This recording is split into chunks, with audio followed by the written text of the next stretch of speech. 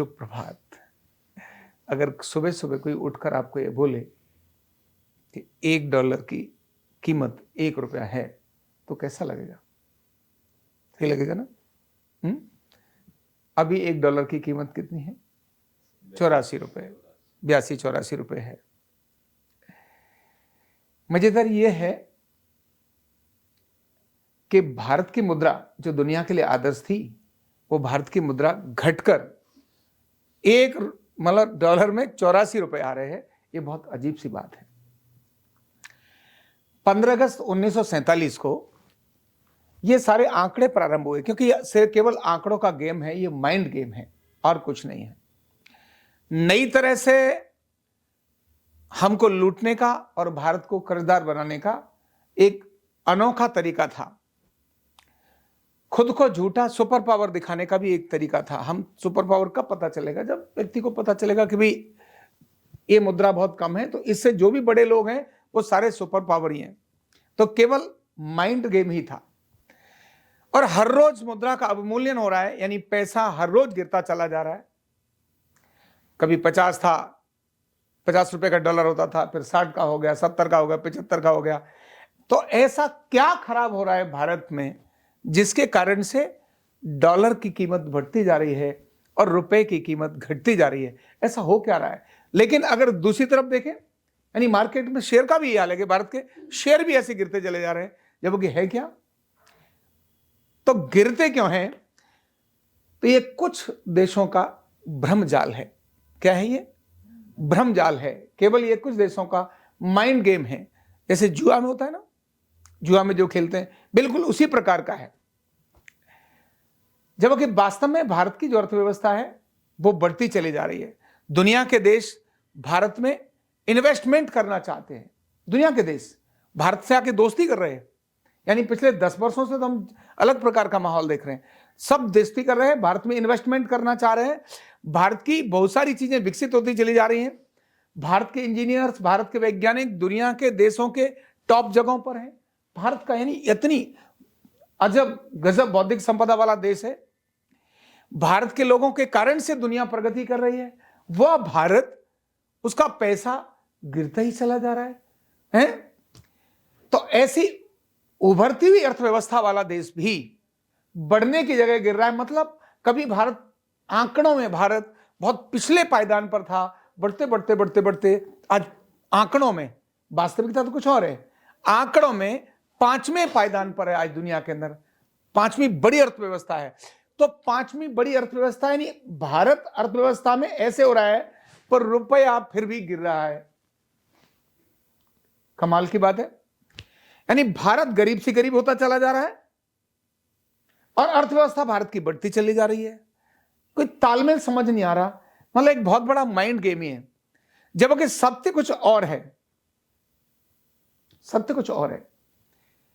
वास्तव में तो 500 वर्षों से जब देश गड़बड़ हुआ, अयोध्या जो इस दुनिया की धुरी है, जब से वो गड़बड़ हुई, तब से अनेक सारे भूचाल भारत में आए। उन्हीं में से एक भूचाल ये भी था जो अभी भी हो रहा है। लेकिन सत्य कुछ और है। और वो सत्य क्या है? कि दुनिया को, यानी प्राचीन सत्य और वर्तमान सत्य। तो प्राचीन सत्य में दुनिया को व्यापार अगर किसी ने सिखाया तो भारत ने सिखाया। पहली मुद्रा, यानी जिसको सिक्का बोलते हैं, दुनिया में अगर किसी का चला तो वो केवल भारत का चला, यानी भारत का। सोना चांदी ऐसे अनेक सारे भंडार दुनिया में सबसे अधिक जिस देश के पास हैं वो भारत है। सोना चांदी के भंडार, प्राकृतिक संपदाओं से युक्त हिमालय भारत के पास है। दुनिया का सबसे अधिक अभ्रक पैदा करने वाला देश, कोयला पैदा करने वाला देश भारत है। दुनिया की सबसे अधिक रंग बिरंगी 6 ऋतुएं जिस देश के अंदर आती हैं वो भारत है। दुनिया की सबसे ज्यादा नदियां जिस देश के अंदर हैं, जिस देश के अंदर हैं, जो देश की जीवनदायिनी है, वो भारत में है। दुनिया की पवित्रतम नदियां अगर कहीं पर है तो भारत में है।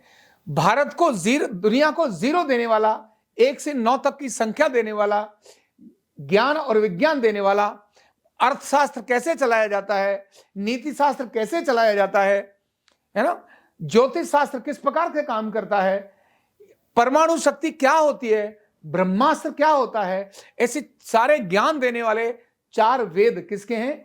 भारत के हैं। यानी नॉलेज के अंदर टॉप भारत है, छोटी मोटी चीज नहीं है।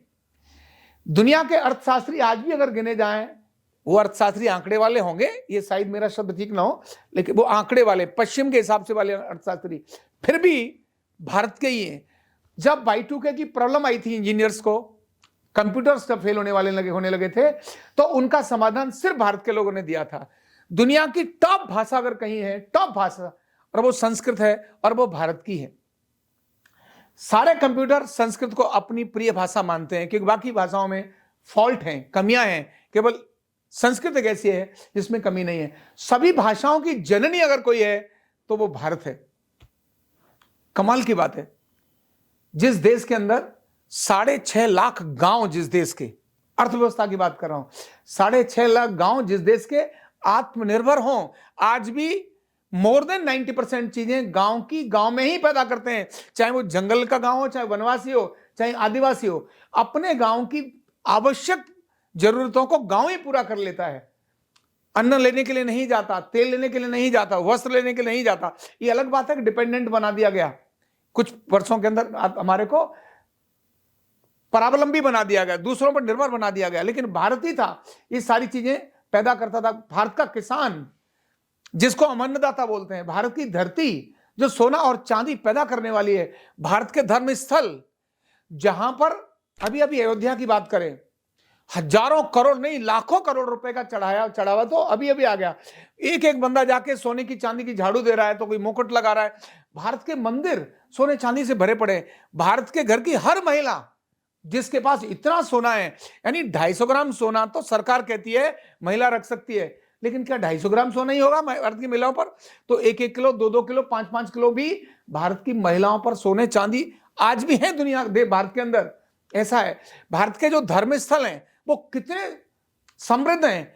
लोग अपनी सारी चीजों को गुरुओं को जाकर लुटा देते हैं, लो गुरु ये तुम्हारा है, कितने फ्री भंडार। और फिर भारत में जिस प्रकार की परिवार व्यवस्था है, वहां पर बिना तनख्वाह लिए काम करते। दुनिया में तो मैं गया भी, यूरोप में और अमेरिका में और कनाडा में, वहां तो महिला जो खाना बनाती है घर की, उसको भी सुबह नौकरी जाना है। 65 साल तक हर बंदे को नौकरी जाना ही पड़ेगा विद्यार्थी के समय से।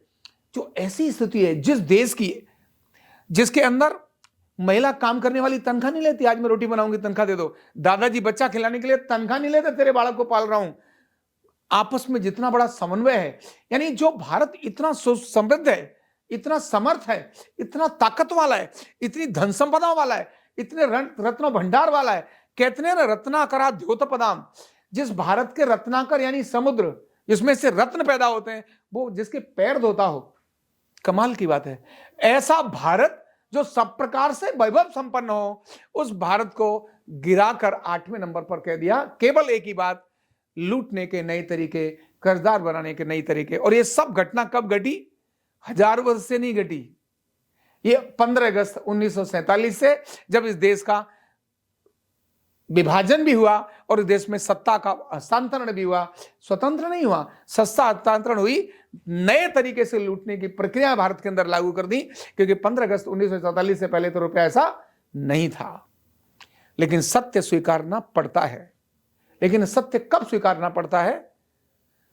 जब माहौल वैसा बनता है। आज भारत के अंदर वो अदृश्य शक्तियां फिर से अपने स्थान पर आ गई। अयोध्या जो दुनिया की नाभि है, सेंट्रल है, जहां पहला व्यक्ति पैदा हुआ था, पहला मानव पैदा हुआ था, जहां पहला मानव बच्चा पैदा होता है मां की नाभि से। मां की नाभि से बच्चे की नाभि कनेक्ट होती है, बच्चे का सारा भरण पोषण नाभि से होता है। तो नाभि गड़बड़ हो गई थी, इसके कारण ही सब होने लगा था। भयंकर पराभव हमने देखा। अब नाभि क्योंकि ठीक हो गई, अयोध्या अपने फुल फंक्शन पर आ गई। भगवान श्री राम अदृश्य रूप से, राम लक्ष्मण भरत शत्रुघ्न हनुमान, अनेक सारे गुरु और अनेक सारी वो सारी दिव्य शक्तियां अब फिर से सक्रिय हो गई, फिर से उनकी वहां स्थापना हो गई। तब ये सारी चीजें बदलनी ही हैं। अब सत्य स्वीकारना पड़ेगा ही। कैसे कैसे सत्य स्वीकारने पड़ेंगे? उनमें से एक सत्य ये भी है कि अब जिस देश ने दुनिया को मुद्रा सिखाई, उस देश की मुद्रा इतनी ज्यादा डाउन क्यों? केवल माइंड गेम है, विचार बदलने की आवश्यकता है, और विचार अभौतिक रूप से बदलता है। ये सारी शक्तियां अपने आप बदल जाती हैं। कहते हैं ना, जब राजा सक्रिय होता है ना तो सारी गड़बड़ियां ठीक होने लगती हैं। जब मालिक सक्रिय होता है तो सारी चीजें ठीक होने लगती हैं। जब मालिक दूर होता है, मालिक घर में नहीं होता है, तो समस्या आने लगती है। तो अब राम की सक्रियता से एक बहुत बड़ा चेंज कुछ ही साल के अंदर हो जाएगा। 10 साल नहीं, लोग कहते हैं 20 साल में, नहीं, 10 साल भी नहीं, केवल आने वाले 5-6 सालों के अंदर बहुत बड़े जो परिवर्तन आएंगे उनमें से एक बड़ा परिवर्तन आएगा, और वो है भारत की मुद्रा। दुनिया की मुद्रा भारत की मुद्रा से ही तौली जाएगी। ऐसा ही होगा जो मैं बोल रहा हूं। तब $1 $1 एक समान से ही होगा। यह भी हो जाएगा, बहुत लंबे समय की बात नहीं है, ऐसा हो ही जाएगा। तो ऐसी स्थिति अपने आप बदल जाएगी। उसका कारण है भारत की नाभि, दुनिया की नाभि, यानी जो ब्रह्मांड है उसकी नाभि अपने केंद्र में आना, और जो अदृश्य शक्तियां थी उनका सकारात्मक और कंस्ट्रक्टिव दिशा में एक्टिव होना। वो अपने आप ही जो माइंड गेम चलने वाली चीजें थी, अब उस सत्य को स्वीकार करेंगे, और जब सत्य स्वीकार होता है तो अपने आप ठीक होता चला जाता है। कैसा लगेगा? मजा आएगा ना? यस, बहुत जबरदस्त मजा होने वाला है।